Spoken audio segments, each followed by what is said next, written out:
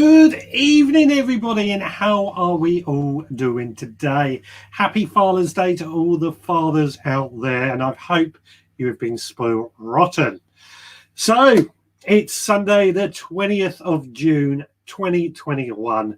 Tomorrow being the longest day of the year is usually a day. Oh, I've just gone black. Don't know what happened there. Tomorrow is usually the day that onions and garlic stop growing. So that's why a bit later on, I'm asking the question, when do you usually harvest your onions and garlic?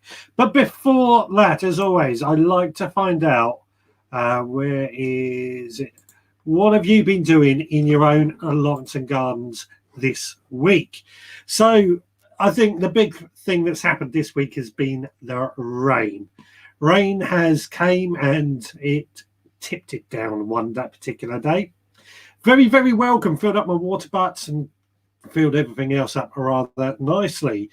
Now, yesterday I went down the allotment and I've been laying membrane down in areas where I did plant some leeks and other things in this area previously, but the couch grass has just grown so mad in these areas that I've lost my leeks. Not a problem. I've got more leeks in the backup, but I've just laid the membrane down and I'm going to be potting big pots with some of my squash plants to over this area in order to hold it all together. At home this afternoon, I've been doing a bit of weeding out in the garden, clearing out some of the weeds, fighting the chickens for the weeds, of course, as well. And I've been sowing some more peas. So over to you guys. Let me know what you've been up to in your own allotments and gardens. And let's go through the comments and just see if anybody is actually there. So Ballycillian has been looking forward to this evening's chat. Lovely to see you. Adrian has joined. Hello to you. Hope you are well. Oracle has joined. Hello to you. Hope you are well too. Ian Beddoes. Evening, everyone. Happy Father's Day to all the dads. Indeed. Happy Father's Day to all the dads. What else have we got? Philly SPB is saying hello to the Veg Grower Army. I like that. Veg Grower Army, Veg Grower Crew, whatever we want to call ourselves, it's all open for discussion. Who else? Turbo Stream has joined and saying good evening from a damp Birmingham. I'll talk about the weather. Actually, no. So this morning, the weather, I thought we woke up, it was a bit grey, bit drizzly. I didn't think we were going to have very good weather, but this afternoon it's become really nice bright sunshine. Very, very warm here. As you can probably tell, I'm sweating in this shed again. Ballycillian is saying there's a brilliant blazing sunshine in Belfast, whereas Ian Beddoes has escaped the rain and had a few drops to overnight. Need some to fill the tubs. Stuart Jackson has joined. Good evening to you. I hope you're all well to the group. Idaho Garden Girl has joined. Hello to you. Hope you are well. And Amanda Joy has joined. Good evening to you. So I've asked the question, as I always do, what have you been up to in your own allotments and gardens? And Ian Beddoe is saying, I've planted the wild seeds and more pea seeds out with the bedding plants. Fantastic. Whereas Oracle is fighting the war with weeds and slugs. Actually, this wet weather has brought along plenty of both of those, hasn't it? It's made things a little bit challenging again. If only, Richard, we need rain badly. Blazing sunshine in Belfast, can't water everything, is so dry. I've got to admit, that's why I was glad for this recent downpour we've had, because we desperately needed quite a bit of rain in order to get things growing. Idaho Garden Girl has been focusing on weeding. Think it's weed seasons throughout the Northern Hemisphere. Yeah, I mean, this is why I've been laying down loads of weed suppressor membrane. Cardboard as well has been working really well, but it's this couch grass. The couch grass is just such a problem that I'm getting really annoyed with it. Turbo Stream, I've been watering when it was hot and then weeding after the rain. Oh, Dave's Ford has joined. Dave's Countryside Walks. The recent rain has made such a difference to the veg patch. Watering with a hose can is never as good. Watering with a hose/can is never as good. Hopefully everything will catch up now. It's certainly been a late start to the season this year. Actually, I was thinking that I feel like I've got my squash plants out late, but actually it's been such a late season this year. It's not surprising, but hopefully the rain is going to catch things up, and we're going to end up with some really nice, good vegetables. Richard Golden's joined and saying hello, Sir RG. He may be in the Facebook group. Just to say, if you are watching in the Facebook group, just let me know who you are, because I may not see your name due to the way Facebook works. Will my onions catch up? They were a second sowing after the first failed. Well, we'll put that question out there to everyone in the audience, because that is a main subject I want to be talking about in just a moment. But what I'm going to say is, generally speaking, onions stop growing after the longest day, which is tomorrow. So I personally don't think we're going to get much more in a way of onions. That being said, I think sets are definitely better, and my autumn sown sets have definitely done better than my seed sown or my spring planted sets. Adrian is saying the rain may be good for gardening, but a pain to me. I have still got hay out on the fields, quickly getting ruined. Yeah, this is, some of us love the rain, some of us are troubled by it. It's a very difficult one to please everybody. Hargrave Gas. Whoops, missed it. The start. I've been busy potting seedlings. Hello, everyone. Well, welcome along anyway. What seedlings have you been potting up? Nikki Cole from Birmingham is saying good evening. Good evening to you too. Ballycillian, still sowing to refill beds after I harvest crops. Yeah, that's something I've been doing a lot more this year. Is as my beds become more and more empty, I'm going to be filling those up with a lot more plants in order to make use of it. In fact, pretty soon my onions and garlic will be coming out, and they are going to have stuff planted in them to follow them up. So what I'm hearing from what everyone's been doing is a lot of weeding, a lot of slug patrols, a lot of dealing with the snails, a lot of potting up still, a lot of getting plants into the ground. Basically, pretty much all the jobs that we seem to be doing on a weekly basis. I'm just going to have a swig of drink. Ah, lovely. I've got elderflower cordial. I've got a recipe coming up a bit later on about that. So Andrew Norris is saying they've had a heat wave in Croatia, too hot to do anything in the garden. Yeah, I hate it when it gets hot. I'm a cold lover. So when it does get hot like that, what I find works best for me is I do work in the morning, go home for the hotter part of the day, and then do work in the evening. Works a lot better, in my opinion. And Graham Arnold has joined. Hello to you. I have a couple of hedgehogs in my garden. They're keeping on top of my slugs. Yeah, I admit, I don't know what's happened to my hedgehogs that were in my garden. We used to have a family. They took up residence inside my greenhouse, but I haven't seen them for a while now. I'm hoping they're still around. And if not, I'm going to try and encourage more back into our garden, because they are fantastic. On that note, I should remind everybody, if you want to call in, the phone line is open on 07307 135 174. Or alternatively, you can, let me just get rid of that up.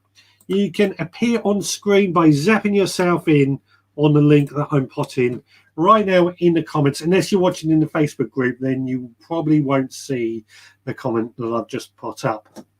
Again, that's just down to the way that Facebook works. Now, before we get into garlic and onions, I've had a question come in from a listener to the podcast. She's in southern France, of all places, and she brought some Charlotte potatoes, the first early potatoes, and she said they're delicious. But when she brought them, she could only buy them in packs of 25, and therefore ended up planting 25 plants. Now, that's too many for her, she says. And is there any way that they can sort of, if they harvest some of the Charlotte potatoes, they can preserve them, whether that means leaving them in the soil or what? So if anybody has any ideas on how to preserve first early potatoes, let us know in the comments so I can pass this on. For me, I think the problem with first early potatoes, they don't store well once they are harvested. You're looking about 5 days. So I would be inclined, and what I tend to do, is just leave them in the ground and harvest them when I need them. The potatoes will obviously continue to grow. They won't taste as good once they've grown a bit bigger, but they are, they are, in my opinion, it's not going to waste them. They're still going to be potatoes. It's just going to be bigger and probably more into your second early / main crop potatoes if you leave them in the ground. I think I've said before about my slight annoyance with selling potatoes in the big bags. I now much prefer going to a potato or garden centre that sells potatoes loose. And that way I find I can just pick as many potatoes as I want. Alternatively, of course, we can swap and trade our seed potatoes with others in order to make better on that. So that is the first question I've got up. But the next thing that I want to ask is, when do you harvest your onions and garlic? Now, this comes, I had a question a couple of weeks ago come in about from, this is on Twitter if I remember right, somebody asking me when do they harvest their garlic, and straight away my first answer was, wait, if they're soft neck varieties, wait until the stalks go brown and flop over. If they're hard neck varieties, wait for the stalks to go brown. But then since then I've been having quite a few discussions with people who say that particularly garlic and onions, they wait until about the 21st and then they'll just harvest them before the cloves start to split away. And I thought, that's not a bad idea. And when I was down on the allotment yesterday, I noticed that my garlic has started to flop over. Only 1 or 2 at the moment, but my onions, they definitely have flopped over. So I'm thinking next weekend I'll probably be harvesting all my garlic and onions. So let's throw that out there as well and see what anybody else to say. Now, Ian Beddoes on the discussion about potatoes. I had some potatoes that I wasn't going to be able to eat straight away, so I boiled them and froze them in tubs. That's one idea that I can certainly share with this person in southern France, I believe it was, if I remember correctly. Yeah, that's what I was thinking. Cook them and freeze them, cook them into Bombay potatoes or something like that, sagaloo, something like that, that just makes them nice and tasty. Now, Ballycillian, I grow all my Charlottes in buckets. After the top growth dies down, I just cut it off and put the pots in, keep the pots inside the soil, stays dry, and I just harvest as required, usually up until Christmas. There we go. That is the sort of answer I'm looking for, and that's a great idea as well. I'll be passing that one on. Adrian is asking Ian Beddoes if they were fully cooked or part-boiled. Good question. Now, Idaho Garden Girl is saying she usually harvests around July the 4th for her onions and garlic. So that is about 2 weeks ago, which is what I was sort of thinking. And normally probably about the same time as I harvest mine. But what I have noticed lately, when I harvest my garlic particularly, the stalks have started to split away. And I've been reading then that's telling me that I'm harvesting slightly too late. So again, this is what we're going to find out what everyone else does tonight. Stuart Jackson, our garlic and onions are at school are still green, and mine at home are still grown well after this rain. Well, they're probably still growing well, but after the longest day tomorrow, they won't really grow anymore, as I understand it. So do we need to leave them? I like to leave mine until, or my theory in the past, similar to when we grow daffodil bulbs, I'll leave them until the stalks have gone brown, died back, and therefore all the bulbs are going to suck back some of that nutrients, and therefore should grow bigger onions, bigger garlic. That was always my theory, but I'm not sure if that's generally correct now, and I'm thinking I'm going to harvest mine a little bit earlier. Ian Beddoes is saying that his potatoes were fully cooked when he stored them, and Adrian says, thanks Ian Beddoes, I've just parboiled some veg before freezing. That's something we're going to have to talk about, isn't it? How do we preserve all our vegetables and stuff when we harvest them? Idaho garlic. Only garlic at about July the 4th. This is because I plant my garlic around Halloween. I plant onions in the spring, so we don't harvest them till later. Okay, that makes a lot of sense, and I'm pretty much of the same thinking at the moment. I'm trying to remember, do I really leave my garlic and onions in that long? And I think I do. So yeah, I'm going to harvest them a little bit earlier than normal, I've decided. Stuart Jackson is saying, do we have to dry the onions out? If so, how? Yes, so we do have to dry the onions out once they're harvested. So what I tend to do personally, and everyone else can add their own thing, is I pick all my onions up and then I pop them on the shelf in my greenhouse. Plenty of ventilation there, plenty of sunlight for about a week. And then I'll cut them down, cut the roots off, cut the stalk off, and I'll leave them somewhere a bit cooler for about another week. Outside will be okay, providing it stays dry. And then I'll put them somewhere cool, dry and dark in my garage, and they will stay there until we use them up. So yes, they do need drying, but I've seen lots of different people doing different ways of drying them. Now Steve is saying, pulled the last lot of garlic yesterday. I normally do it near the longest day. I've seen quite a few people actually already harvesting their garlic, and I thought some were doing it 2-3 weeks ago, which I thought was massively too early, but around this time seems to be about right. I understood that onions started to bulb up after the longest day. That was not my understanding. I always thought they bulbed up before the longest day, but that's where but once they flopped over, that's when it was time to harvest them. We'll see. We'll see what everyone else says out there. Stephen pulled a load in the garden a couple of weeks ago and looked like the individuals were starting to sprout, some of them. So this is Steve talking about his garlic, and this is where I was worried that leaving them in the ground for too long was going to cause them to sprout. So yeah, that's why I'm trying to get mine out a little bit earlier, because I do find my garlic has a tendency to sprout a little bit earlier than I would like when it's in storage. Turbo Stream, this is my first year growing onions, so I am clueless. No such thing as being clueless. This is what we are all here for, to chat and talk about and find out. Now, I mentioned earlier that I've been drinking elderflower cordial, and I've made a little video of how I made that. So let's watch that quickly.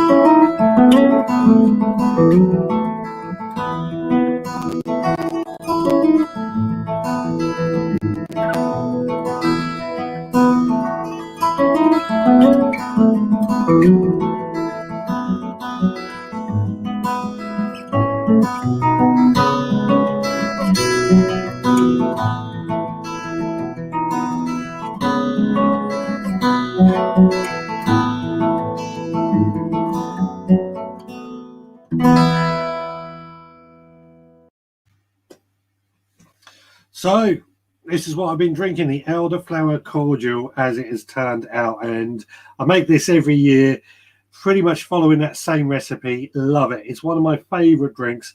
Make plenty of it, and I bottle some and keep it in the freezer, and we use that right throughout the year. Best of all, elderflower heads, they can be foraged pretty much everywhere.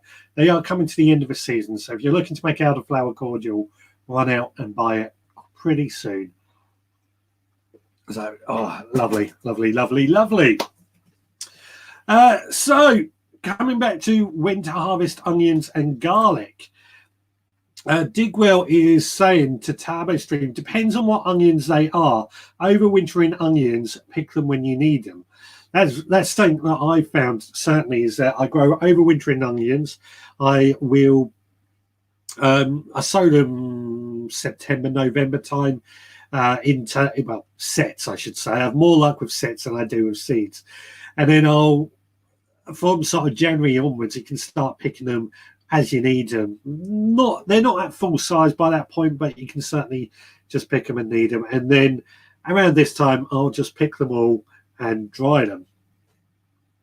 Ballysian is saying he agrees that spring planted onions start to bulk up after the longest day. Okay, so this is where we can get a bit further into this and find out. And this is making me wonder if my spring planted onions, because my spring planted onions are definitely smaller than my autumn sown onions. And I was hoping they were going to bulk up quite a bit. And in the last couple of weeks, they have actually bulked up quite a bit. So I'm hoping if we see how they go over this next few weeks, I'll probably get my autumn sown ones out next week because they're definitely ready. We'll see if the spring ones bulk up a lot more. So we'll leave. What I'm saying is I'll leave the spring ones in place. Excuse me. Turbo Stream. I sowed from seeds in April after the first lot failed. My sets were planted in March and some have run to seed. Yeah, I mean, I'm going to say I think growing from seed April is probably a little bit too late in my opinion, but I've got to admit I don't have much luck with seed sown onions.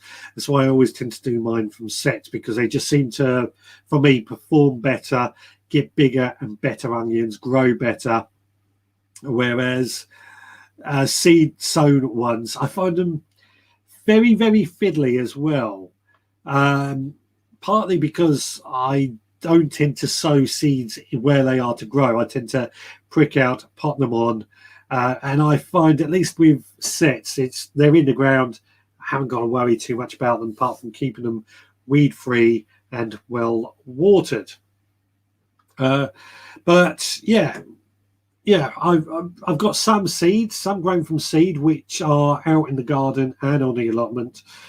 They're doing better this year than what I've ever done in the past for my seed sown onions, but still not as good as my sets. I've got to say that. Digwell saying his Elisa Craig which are a type of onion, are only the size of spring onions, so no chance of harvesting tomorrow.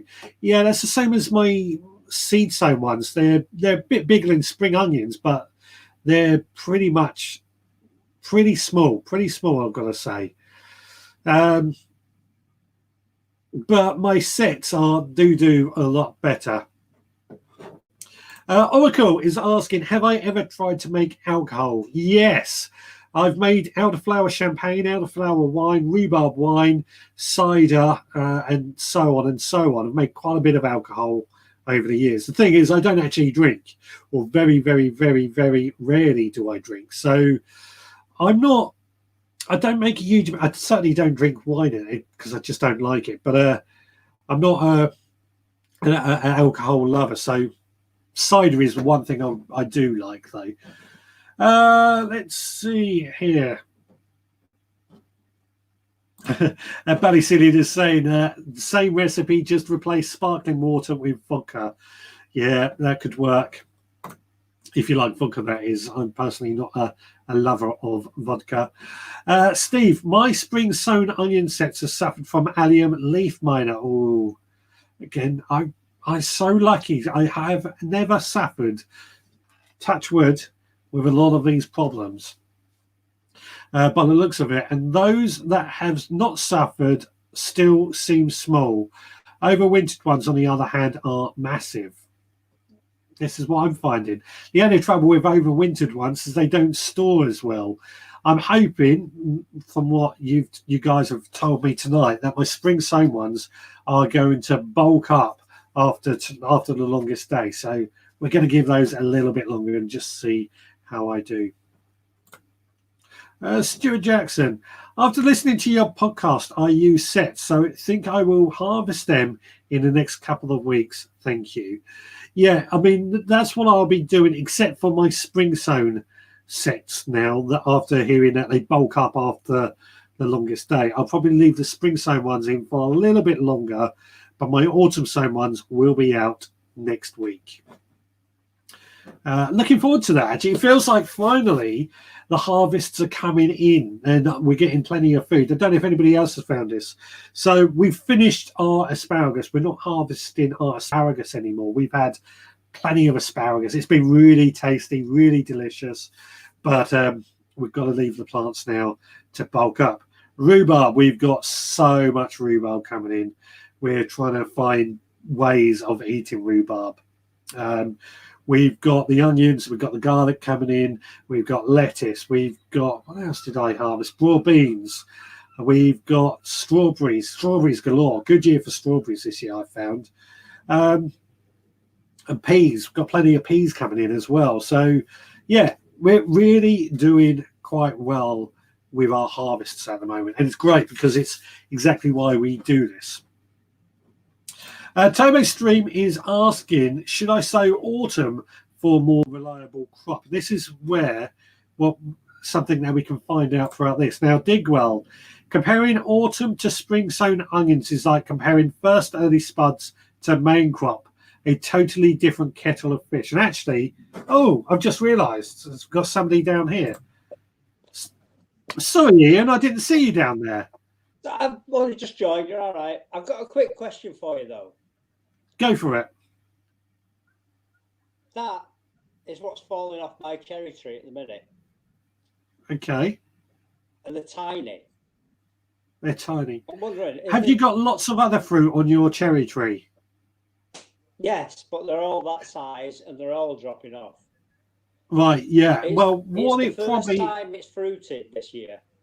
Right. So what your cherry tree is probably doing is what's known as the June drop, where it's trying to shed some of the smaller fruits in order to produce bigger cherries. Now, I'm looking at my cherry tree down on my allotment at the moment, and they're similar sort of thing. They've not quite gone red yet. They're pretty small, but I'm hoping they're going to bulk up quite soon because it is coming into cherry season. I was just wondering if it was a lack of water. Possibly, but where you are, it doesn't stop raining, so that's not really an answer, so you tell us anyway. Well, to be honest, in the last week or so, we've not had any rain. to speak of. We've had Uh, spits and spots, and that's been it. oh, I think we've had it for you then. You've had it far worse than we have, for sure. Yeah. Oh, yeah. There was So flooding much the so I other had to day. get the hose Anyway. pipe out last night. Really? Yeah, Crikey. That is pretty unusual for you, isn't it? it is for us, definitely. Yeah. But I can't reach the bottom of the water tub, so what water's still in there, I can't get out. Yeah. So, yeah, a lot of people are saying, so Graham Arnold is saying it's the June drop, which is why it's shedding your cherries, as Right. is Stuart Jackson also. It's the June drop. So I shouldn't be too worried at the minute then. Not just yet. I mean, cherries are coming into season, but they're generally the early varieties. So don't worry just yet, but keep a close eye on it. Okay. That's it. Get on with your show. I'll Thank you very much. Bye. Cheers, Ian. Bye. We're moving from there. There we go. It's a great thing is that you get a question like that, and we can all contribute to it and share our knowledge. Anyway, yeah. So where was I? Spring onions and autumn sown onions, like comparing the first earlies and main crop. And actually, it's a really good analogy. And as I was asking earlier with this person who's asked me about Charlotte potatoes, Charlotte being the first early spuds, they're not going to keep for as long as our main crop potatoes. And that's the same. Autumn sown do not store as well as our spring sown onions. Steve, I'm having more luck with autumn sown sets and seed, I must admit. This is what I've always found. Always found that the autumn sets just seem to do better.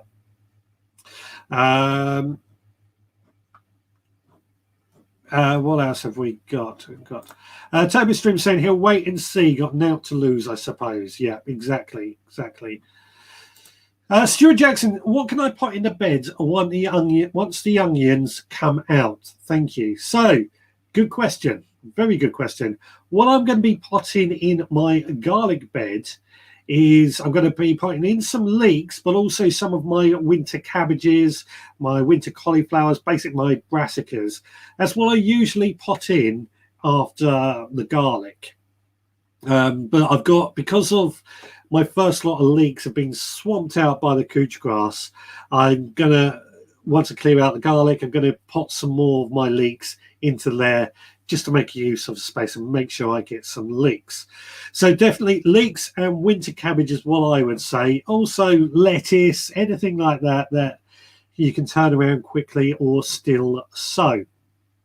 So Graham, I got allium minor on my leeks last year, gutted, covered them in Enviromesh this year. Yeah, again, that's not something I've had a problem with. But one thing that my garlic usually gets every single year and really badly is leek rust. This year got a very mild infestation of leek rust, and I'm pleased with that because, well, I just feel a bit happier about that. So what else have we got? Balicillion. Before you delete the cordial, you can add it to the rhubarb and make elderflower and rhubarb jam. That's absolutely, that's something that we do with a cordial. Add it to strawberry jam as well and blend the two together. It turns out really nice. I mean, I just love elderflower cordial anyway because it's just so, tastes of summer. It's the only way I can describe it. Tastes of summer. I've got to have another swig. Right, so if you want to call in, the number is going across the bottom of the screen, but it's 07307 135 174. Or in the comments, I have added the link if you want to zap yourself in and appear on screen, just like Ian did just now.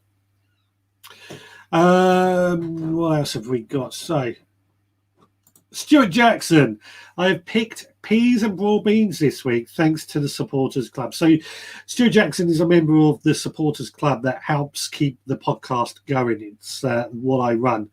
And yeah, last year we sent out broad beans, which are now harvesting, and they are very, very nice, I've got to say.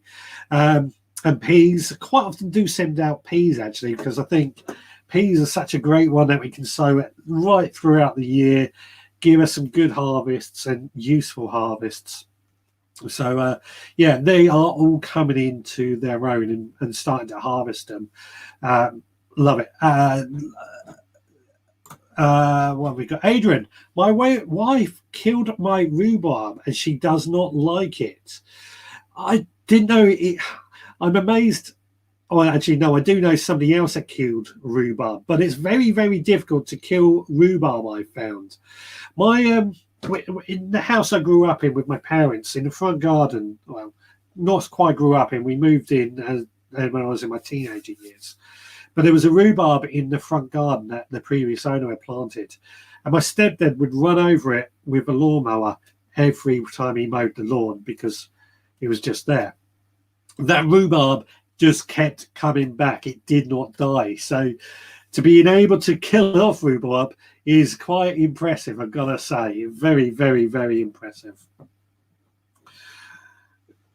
Now, Graham is also saying January King cabbages to go in after onions for him.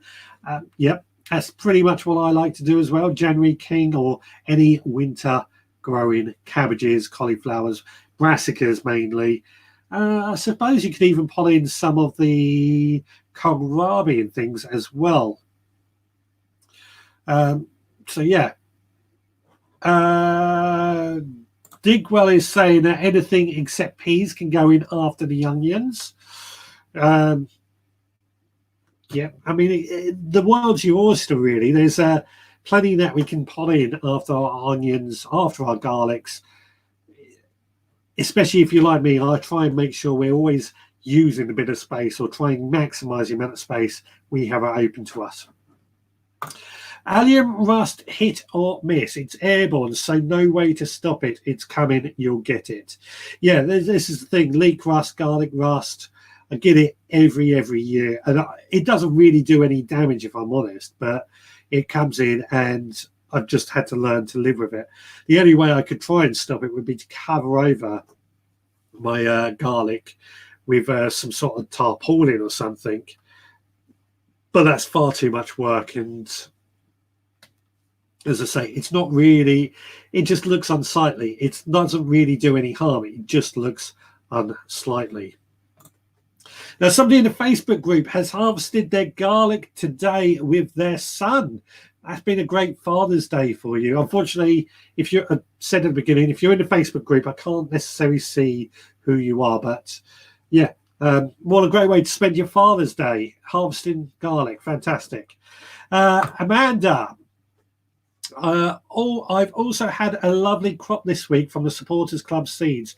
2 lots of lettuce, radish, and peas. Fantastic. Fantastic.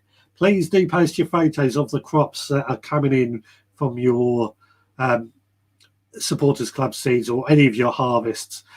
Money Boots has joined. Hello, Nigel.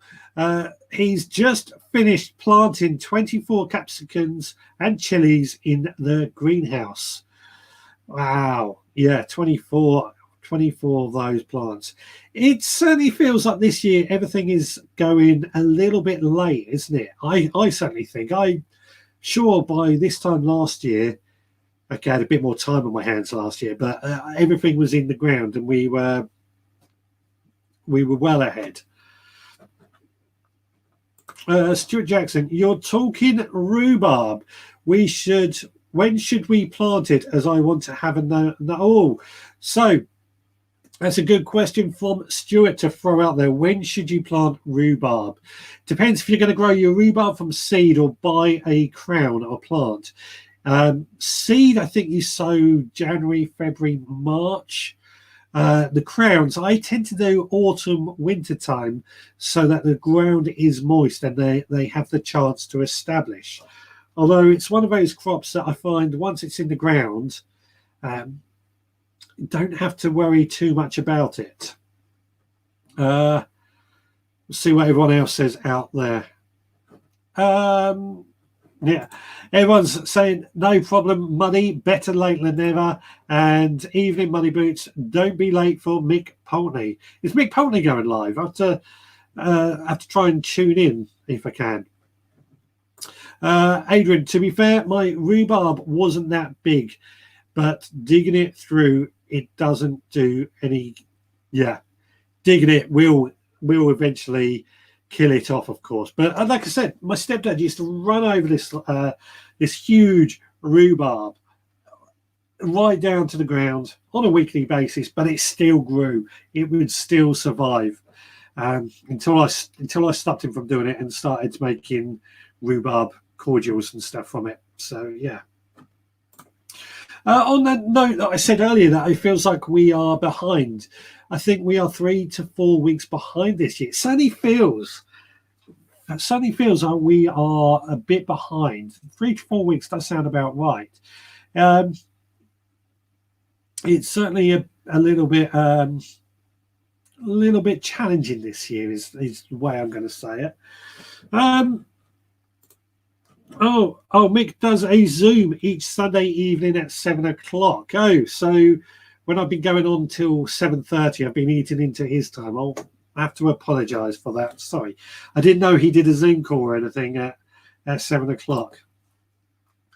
So yeah, let's carry on and see. I'm going to have a swig of this. Keep my words out. Add a flower cordial again.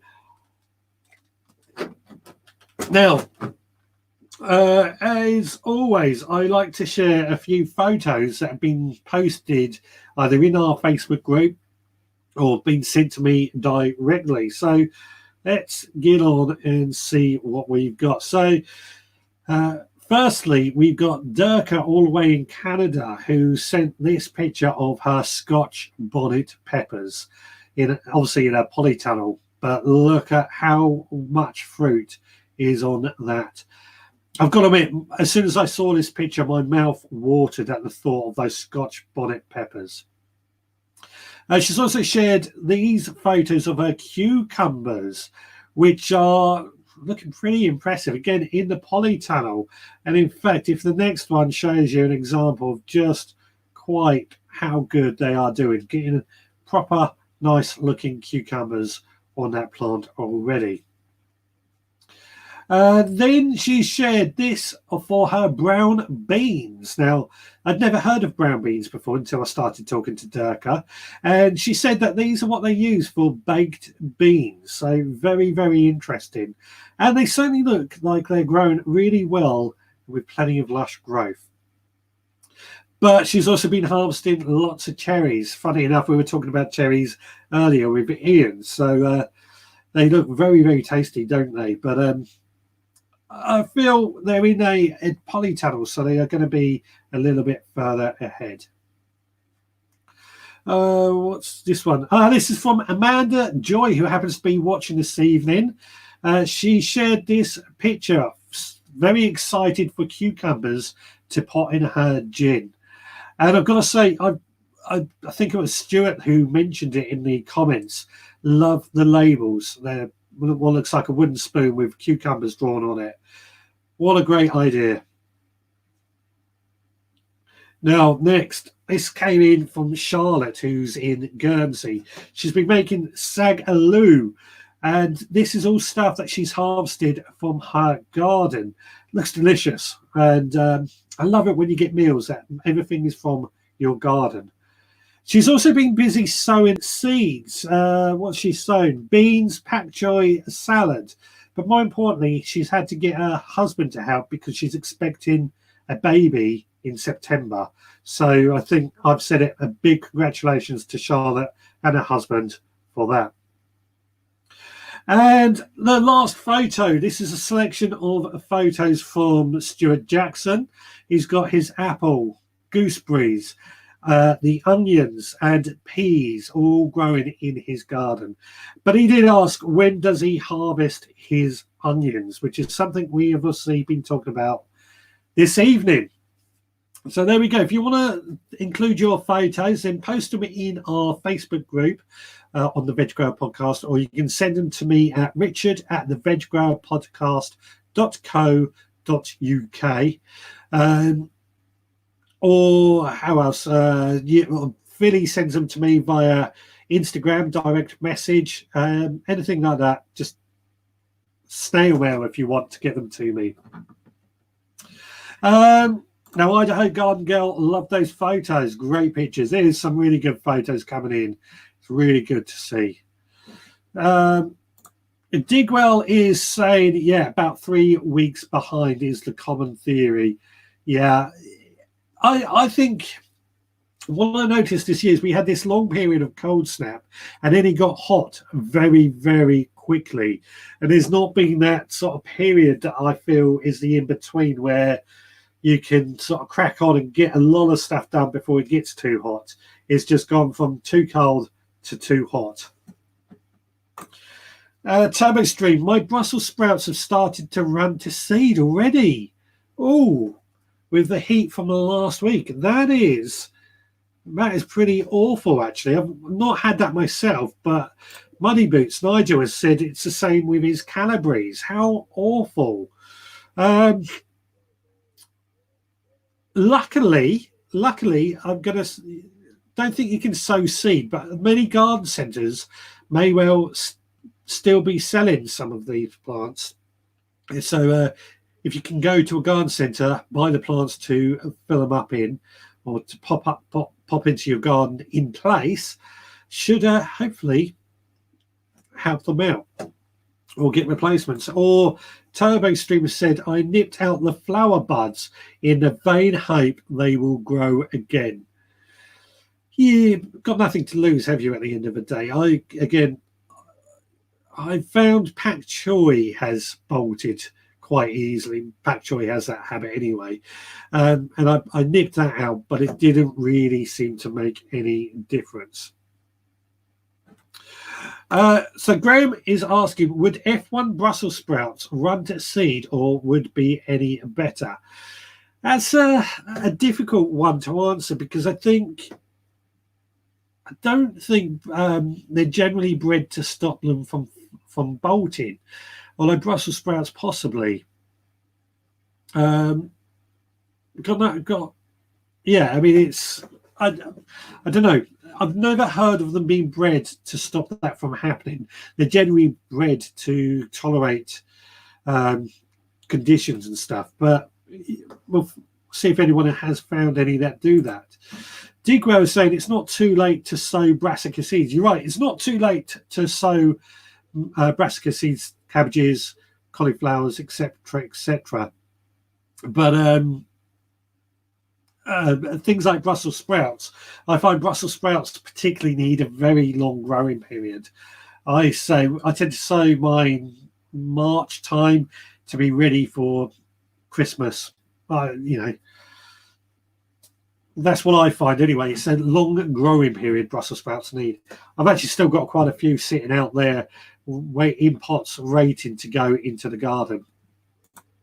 Pak choi is a cold season veg anyway. Yes, it is. It's actually one that I tend to sow even as late as September to get us through the winter. In fact, it's a really good winter crop if you can grow it in a greenhouse or in a veggie pod or something like that, in order to provide some good crops over the winter.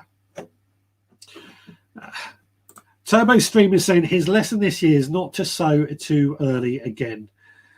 Yeah, I tend to sow a lot of my plants probably earlier than most, but that's purely to give me a bit of a head start so that I'm not rushing to try and catch up on everything. But I do know I won't put anything outside until middle of May, and even then I'm looking at the weather forecast and judging where to go with that. So I never stick. Nature or plants don't read gardening books, so I think just keep an eye on it. But I do recognise I'm lucky. I've got this shed which is a good size. I can start a lot of plants off in here. I've got 2 greenhouses and I'm going to build another one. I've got plenty of things in which we can do this with. But Turbo Stream is going to sow again then. Yeah, I think go for it. Brussels sprouts might be too late. Nigel is saying that any plants under stress will attempt to bolt. Absolutely. And I think the long period of dry we had in April and even up until this week has really caused a lot of stress with the plants. No matter how good you are at watering, it's never quite the same, as I feel anyway, as a good shower from the heavens. Now, Sean is saying if you leave everything till May, everything will catch up anyway. But yeah, you're right. You don't have to sow everything as early as certainly as I do. But for me, May is when I get busy at work. So therefore, I try and make sure I'm a bit further ahead so I can still have time to work and garden. What else have we got? Could I dry out the cherries that drop and sow them as seeds? So for anybody that's joined recently, Ian came on earlier and showed us some cherries that his cherry tree had dropped, which is part of the June drop. And yeah, you could certainly, no, I'm sorry, let me rephrase it. I don't think the seeds will sow, in all honesty. They haven't had the chance to grow on the tree and get everything. I've never tried it though, but saying that, I do have lots of cherry trees popping up from cherries that have dropped, but I don't think they were they're immature seeds. Sure, not looking as red this week, Richard. No, I'm not. It's been a bit cooler, to say the least. I think where was I? I don't know what happened there. Yeah, I was going to say if I stand here, it might look a bit red. I think it was a light last week. Generally do. I have carrots and parsnips at school. Will I need to water them over the summer holiday? Thanks, Veg Army. The Veg Army. Let me get there. Yes, I would say give them a good soaking about once a week to really grow, to make sure they don't dry out. So yeah, I do think you will need to water them, your carrots and parsnips. The good thing with those, they will be growing their roots down to seek water out lower. So I do think once a week is probably enough. And in fact, I think a good watering once a week is better than a sprinkling every day, because it does encourage the roots to go down deeper in order to find their water. But if it does get very, very dry, that could be another thing. It's something, actually, the summer holidays, 6 weeks of no school, I guess in gardens like that do tend to have a tendency to dry out, where mulches and, straw, grass clippings could come into play and help keep everything a bit cooler. Now, Turbo Stream has made a seed bed from old pallets to fit in a cold frame. Next year, I will directly sow under this cover. That's a good idea. That's a very good idea. I've seen, where was I? Oh, some of the gardens that I go and visit, like Westing Gardens, actually, they've got a similar sort of thing. There's sort of seed beds with a cold frame over them, specifically for sowing certain seeds, which then they will prick out and move into the main beds a bit later on. So that's a very, very good idea, actually. And you've got me thinking about whether or not it's something I should try now.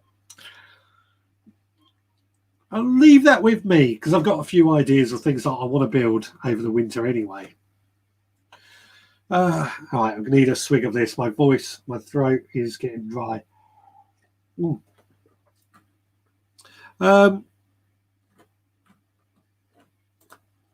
So Stuart, thanks. I will plan that into my summer. Yeah. Like I said, I think you only need about a once a week down there. Give it a good soaking, really, really, really good soaking, and I think you'll be okay. But keep an eye on it as well. keep an eye on it as well. Carrots and parsnips, generally speaking, I find they might get stressed if they get too dry, but they are pretty hardy once they're established at surviving droughts, in my experience. But if they go too long without any water, they can go a bit woody. Sean is saying congratulations on 700 subscribers, and Adrian is saying congrats on that too. Yeah, thank you. It's I don't really pay attention to the subscribers or anything, to be honest.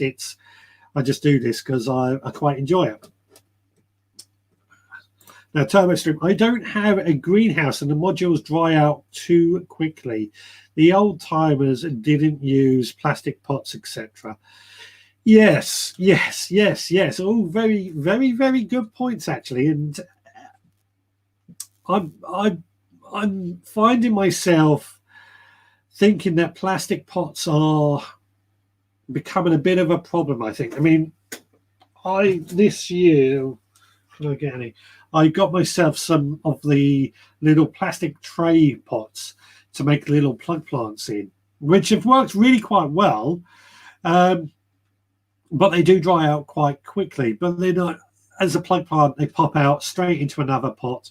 And they've been good for that. But I do like this idea of a cold frame with a seed bed inside it. Partly because my idea at the moment, on the front of this shed just out here, I'm building a greenhouse shelf type thing that when I can start, what I found this year is that I've built all this shelf in here to start my seedlings off. It worked great, but I was hit by the fact that when I was trying to move my plants along to outside, I was running out of space. The greenhouse was full. The greenhouse on the allotment wasn't quite there. I bought myself one of those, or two cold frames, and one of those plastic greenhouses, which I'm not a fan of, the 4-tier shelf type. And that solved the problem for a bit, but it did get a bit too hot in those, I found. But also, the strong winds came along and blew it over, despite having bricks on the bottom.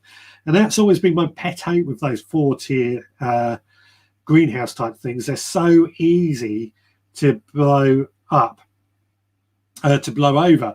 So I'm thinking I'll build myself a 4 or tiered greenhouse just outside here, and then have a table along the front where I can start potting on seeds and stuff, and then in front of that a type of cold frame, in order basically to get all this process moving forward. It's probably far too industrial for most people, but I've got the space in order to do this, and the wife lets me loose on the garden as long as I let her loose on the house. TurboStream, this year proves the point that seeds grow when the conditions are right, not when the calendar says we should. Yes, absolutely. And I've noticed, and a few people have been saying this, things like outdoor tomatoes have been looking incredibly slow this year, or incredibly behind. But since the weather's warmed up, that I think they've just jumped into growth and are really taken off now. Nature does what it wants to do. It doesn't read the gardening books that we tend to read. Ian Beddoes, you know how Facebook spies on what you have looked at? Well, it came up with an advert that looked identical for £29, but won't tell me the delivery charge. Do you think delivery will be £100 as a scam? Veggie pot. Oh, and it follows that up with Veggie Pod. I don't know how much they charge for delivery, actually. It's a good question. I think delivery might be free, but I might be wrong on that. But £29 seems far too cheap for a Veggie Pod. Far too cheap for a Veggie Pod. The small version is £129. if memory serves me right, and prices could change. The medium version, which is what I've got, is 199, and the large version is 299. So I think £100 seems a bit too wrong delivery charge. Yeah, Richard Golden has came out with a very good point. If it seems too good to be true, then it's a scam, and that's exactly what I'm thinking for what £29 is far too cheap for what they're saying. Digwell says veggie pod costs hundreds, delivery is free. I thought delivery is free. I do know Neil at VeggiePod quite well, so I'll double check for you, Ian, how much they charge for delivery, but I'm pretty sure it was free. The best thing, actually, I think the best place to talk to VeggiePod is at the shows, because they tend to be able to do a bit of a better deal that way. Although Stuart Jackson said you can get VeggiePod in the garden centres now, and I've seen some garden centres selling them, and then some garden centres sell them and then don't sell them, which I think is a bit of a waste. A bit of a shame as well, because I think VeggiePod, you heard on last week's podcast, 2 years I've had the VeggiePod, and I get so much lettuce, so much salad out of it. It's awesome. It's a really, really good piece of kit. And it's so simple, and it looks after itself. But yeah, I've completely lost my train of thought there. Is that just the liner, Ian? Yeah, £29 just sounds far too cheap. Far too cheap. Far too cheap at £29. Even for just liner. The stand, I think you have to buy separately anyway. The cover might be £29. This just seems far too cheap. Ernie, a wet, damp evening, but your show always lights up my Sunday. Well, it's lovely to see you there, Ernie. Ernie, how are you getting on with your garden that you've taken on? I know you were battling with a lot of weeds and things, so please do let us know how's it going. And if you can send us a video, that would be brilliant as well. I'd love to see how it's going. Ian Bennett's going to send me a link when I go on the PC next. Yeah, please do. Please do send me a link, because I'll check it out for you, but I'm pretty sure that doesn't add up. Now, Digwell is saying that his large VeggiePod is a godsend. So much produce from a small space. Yeah, I mean, I don't know if everybody's heard last week's podcast where I spoke about it after having it for 2 years, and I've got to say it's been the most productive meter squared in some ways, but also the least amount of work that's gone into that VeggiePod, as I kind of summarised on Monday. We use ours mostly for salad leaves. I did try tomatoes, but the tomatoes just grew too well in there that they took over, and I ended up with basically one tomato just sprawling all over the place. Produced quite a lot of tomatoes. Did produce a lot of tomatoes, but it took over. It just took over, and I couldn't grow anything else. I found salad leaves, spring onions, carrots, that sort of thing do fantastic in it. And I do urge everybody to go out and buy one if you can afford it. I'm gonna have to get in contact with them again and see about getting a little discount code or something for them, because I think they are brilliant. Ian Meadows does say it's not quoted as a VeggiePod, but reads the same thing. Okay, so it's somebody trying to counterfeit VeggiePod by the sounds of it. So send me the link, and I'll let you know if I think. I'm pretty sure it is a scam, though. I'm 99.9% certain this is a scam. Digwell was saying that similar sort of thing. I learned the hard way. Small veg in the VeggiePod. Yes. Yeah. You know, when I planted tomatoes, it was when I first got the veggie pod, and I was doing this competition with a few other people's bit of promotion for Veggiepod at the time. Well, the idea was to see who could grow the most amount of food in terms of value from their Veggiepod. So we were doing lettuce. We had a list. It was lettuce, tomatoes, was chilies in. I think chilies was in there. I can't remember what else we had, but tomatoes was one thing in there, and learned the hard way. Not because they didn't grow, but because they grew too well. Chilies and peppers actually did quite well in there as well. But again, they did grow a bit big. I wouldn't want to put beans or peas in there. Again, they will grow very, very well in there, but they just grow too big. And he says he will do deep in the battle with the ground elder, digging them out and pinching and placing membrane for now. Well, you're not the only person who's been placing membrane, Ernie. I've been doing that down on my allotment this week because of the couch grass, and I'm hoping to kill it off throughout the rest of this year and just basically keep covering it over. I'm finding cardboard, actually, if anybody wants to know, I'm finding cardboard using very thick layers of cardboard, and about 3 layers of it is working very, very well at suppressing the weeds as well. And then I've been planting my tomatoes through the cardboard. It seems to work really well, weirdly.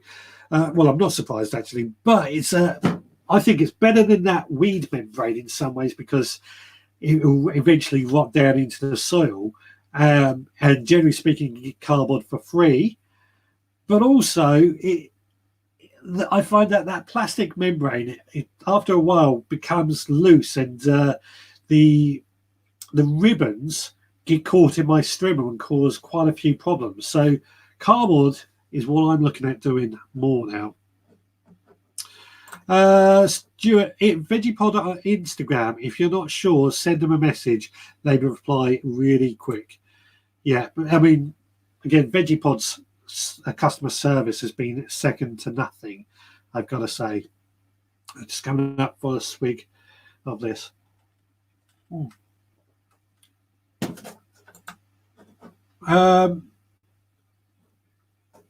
Adrian is saying, right, first of all, do not ever apologize for asking a question. I have a strict rule out there.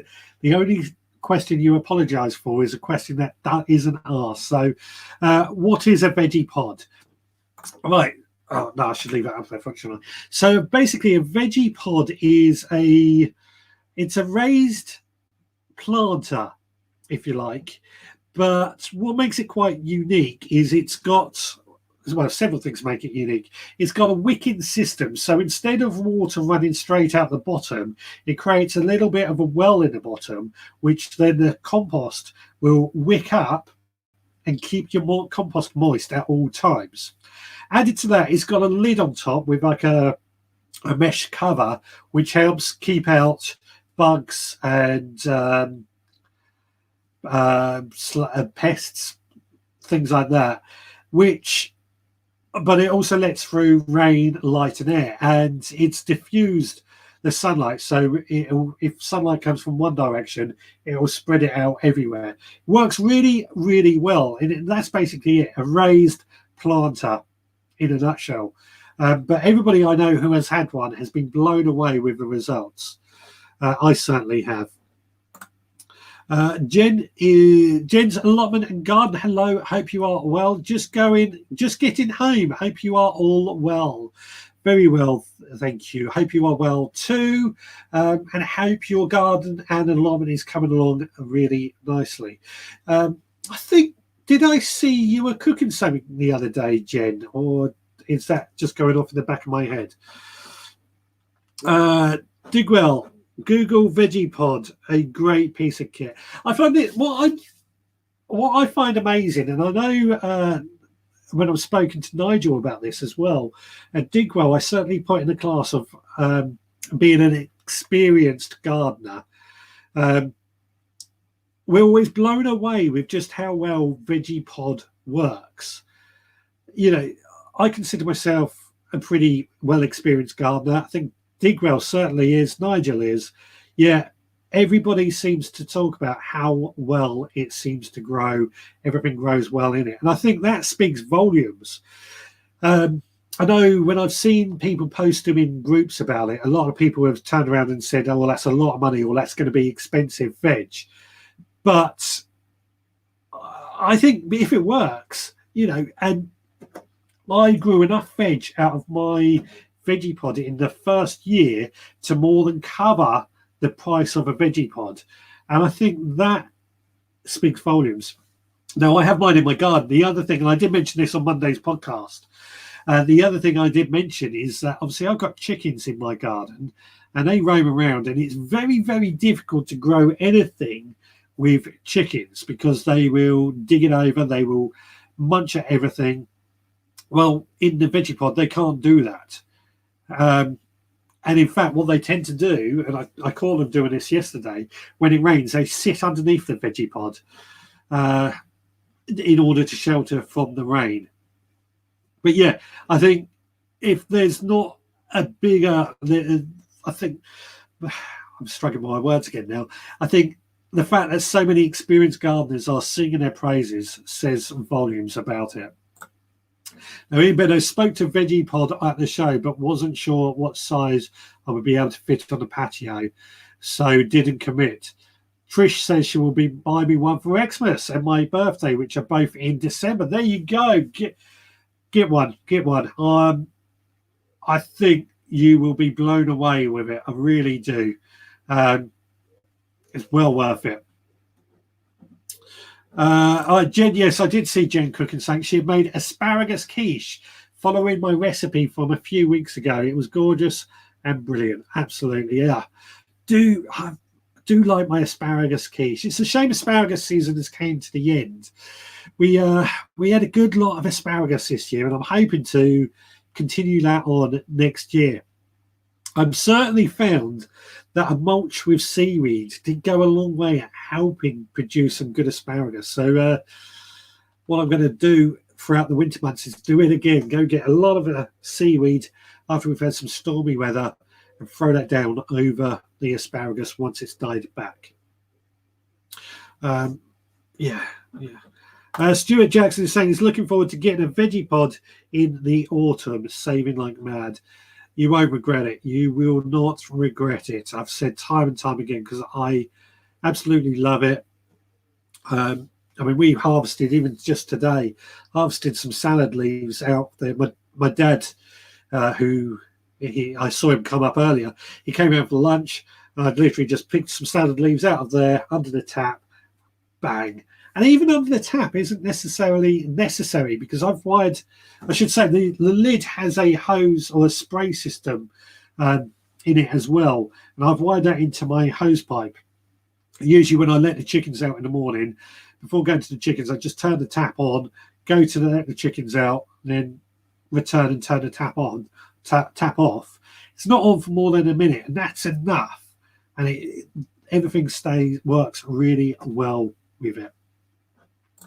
Lovely Greens just did a video on setting a veggie pod up. Looks super easily. I definitely don't have room for one at the moment, but if we move, I would get 100%.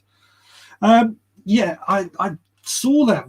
I saw that video being shared from Lovely Greens, and it is super easy.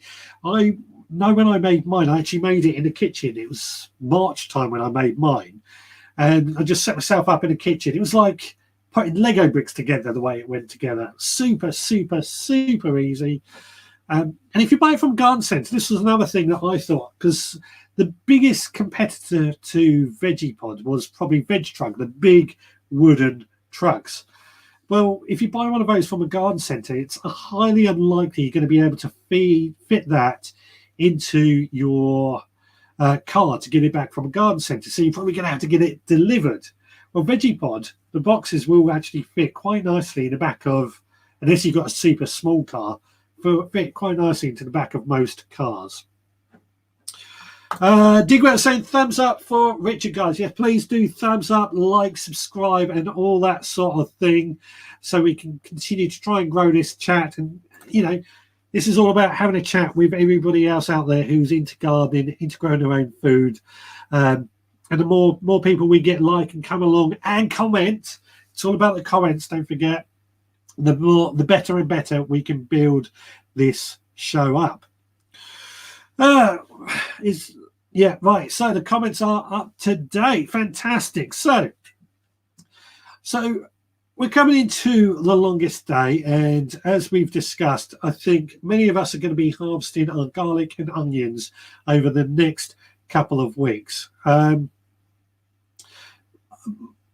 Although we're going to be, personally, I'm going to be leaving my spring planted onion bulbs in for a little bit longer. My autumn ones will come out next weekend, as will my garlic, and we'll see if the spring ones do bulk up. Excuse me, sorry. So that's going to be an interesting experiment, but most of us are saying it's about now to get our onions and garlic up. Julia Hartley has joined. I've added my upward thumb. Sorry, almost missed you again today. That's all right, no problem. And Richard Vobes has also joined. Hello to you. Hope you are well. So we got about 12 minutes to go till the end of the show. If anybody wants to call in, the number is 07307 135 174, or you can zap yourself in on the link, which should be coming up in the comments any moment now. When you zap yourself in, you appear on screen alongside me. So Jed, my onion and garlic need to come out soon. The one's already over, just need to pull it and dry them out. Yeah, I mean, I noticed my onions are certainly pretty much all fallen over when I was down on the allotment yesterday. My garlic, one or two had started to fall over. Oh, that reminds me, we've got the garlic experiment there. When I pull out the garlic, we're going to see how the ones that were sown back in March have performed compared to the ones that were sown back in September, October time. So that'd be good to get that experiment and see how we get on. There will be a video on that.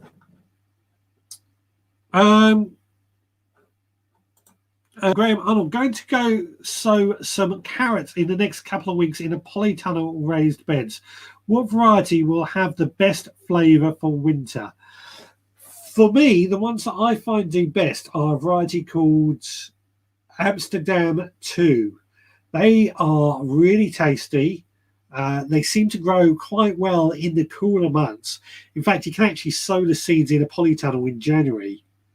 So yeah, Amsterdam 2 is what I would say to grow now. Other than that, I think the small ones, the Royal Chantenay ones, are also really good to sow now, and I think they taste delicious. They're small, but they taste delicious. There's something about small carrots, small vegetables in general, that just taste better, in my opinion, than the fully grown ones. I don't know if anybody else finds that, but that's certainly something that I have found. I've got to have a swig of this. Oh, there we go. There we go. So yeah, in fact, I'm going to be sowing some more carrots over the next couple of weeks myself. In my little beds that I have down on the allotment. I'm doing quite well for carrots this year, actually. I've sown a lot of carrots at home for change. I find down on the allotment they don't seem to germinate as well. But here at home, they've germinated a lot better. Now, we've got somebody who has appeared on screen with us. Let's see who it is. Hello, Mr. Vobes. Hello, Richard. How are you? Very well, thank you. Yourself? Yeah, very good. Thank you very much. Enjoying. Sorry, late to the party. Struggling to get the Essie going tonight for some reason. Oh, well, we'll expect your lines written down. Yeah, my wood is wet, damp from the rain. That's why it's not going. But now I had a question for you. I don't know what the theme of your show was. I've missed it. What was the theme of your show today? Onions, when to harvest your onions and garlic. Oh, right. Oh, okay. Yeah, because we did grow onions in Julia's garden, and I've helped her reweed it. So we're ready to plant some stuff. But here we are in June. I feel we've missed bit of the planting season, or haven't we? Not really. I mean, we're at the later end of it, but we've been discussing that everything is about 3 weeks behind this year anyway. So, I've got some spare Brussels sprouts. I've got some tomatoes we can throw in there. We're looking. I mean, we're going to be looking at winter cabbages and things like that as well. Brussels sprouts would be good because they're quite tall, aren't they? Yes, they are. Well, we've got some spare of those. I can donate to the cause. Oh, that's very kind. But yeah, what else can we say? With peas, runner beans, French beans, slightly too late, but there's still chance to get them in. For everyone else who's watching, Julia lives along the coast from me, so we're on the south coast, so we get quite late frost, and she's actually closer to the seafront to me, so we can extend our growing period with that anyway. Oh, right. So anything that goes, yeah, that would be great. Runner beans. Unfortunately, her wall is west woods, west facing, east facing. So it might get a bit of sunshine in the morning, but as the sun goes round, but a wall is good for runner beans and things, isn't it? Yeah, it will hold some of the heat back from throughout the day, so it'll keep them warmer going into the night. Yeah, so that would be a good place. Brilliant. Yeah. Thank you very much. Yeah, there we go. Well, I'll be in touch with you and we'll get some plants over to you. Good stuff. Thank you, Richard. All right, no worries. You take care. Take care. Bye-bye. Bye. Right, do I have to boot him? There we go. I'll remove him anyway. There we go. It's Richard Vobes, aka the Bald Explorer, who was talking about Julia Hartley, who's also in the group, and her vegetable patch. We'll get some plants over to there. I saw quite a few comments come in. So have I done this one? Oh yeah, I've done that one. And I've done that one. Sorry. Jen is asking, how long do carrots take from sowing to harvest? And Graham has answered that, about 120 days. Some of the smaller, the stumpier ones actually can be a bit quicker, as little as 60 days, but they're micro veg at that point. But yeah, 120 days, about right. In Beddoes, grandson Jason came with my Father's Day gift and went straight to the greenhouse to check on his apple tree. I am growing from an apple pip from one that he ate last year. Yeah, that might take quite a few years before you get any fruit from it, but fun. I mean, he's young enough, I'm guessing, as he's your grandson, he's going to be young enough that he can probably grow it right up into an adulthood and see what happens with it. Turbo Streams are saying there's plenty of time for salads for Julia. Radish, spring onions, yeah, plenty of time for all of those quick growing crops. Stuart is also saying, I've sown carrots and parsnips in paper pots this year. Seem to do better this year than growing in the ground. Didn't work for me as I have heavy clay. Yeah, that's what I was saying about the allotment. I found that here at home, growing them, well, I've mulched the beds quite heavily. We're still on heavy clay, but the beds are really heavily mulched. And the carrots and parsnips have actually germinated well, to the point I'm having to thin them out, which is what you would expect from carrots and parsnips anyway. But down on the allotment, if I try doing that, they don't germinate. And that's because I think it's this heavy clay that caps the soil and doesn't let them grow through. But yeah, this is what I love about experimenting and trying things out. It's taken me a while to really crack carrots and parsnips on the allotment. I've got those big, deep tubs. I don't know, you can't see really what I'm showing there. They're about a foot deep that I've filled up with multi-purpose compost. And that's done really quite well for sowing carrots and parsnips in order for them to germinate. But being in pots, they take a lot more work with the watering. But that's what gardening is all about. Experiment and see what works. Yeah. Let's get rid of that comment. And let's get rid of that banner because I think we've pretty much summarized that up in order to find out what everyone is or what time everyone is going to be harvesting this week. Now, at the moment, I've got no idea still what I'm going to be discussing on Monday's podcast. I'm thinking there's going to be talking about bringing in the harvests and things like that with onions and garlic and new potatoes that we were discussing earlier. Actually, that's an idea we could, about now we can start sowing some new potatoes, such as Charlotte or International Kidney, in order to have new potatoes on our Christmas dinner as well. That's another thing we could sow if we so wanted. I did that last year, actually, growing new potatoes for Christmas dinner, and it didn't do too badly. I can't say I prefer my roast potatoes on my Christmas plate, though. I've got to say that. Richard Vobes is saying, good to see you too. Oh, yeah, right. I'm going to have a quick swig of this. My lovely elderflower cordial that I showed the video of earlier on. But I think we're going to start wrapping up now. Now, Ian has, what is the name of Jersey Royal potatoes? They are known as International Kidney unless you grow them in Jersey. And that's the only difference. If you grow them in Jersey, they're Jersey Royals. Everywhere else, they're International Kidney. Delicious potato, delicious potato. Graham has backed that up with International Kidney. As we're wrapping up, well done, everyone. You all know your onions. Good information for us novices. And that's exactly what it's all about.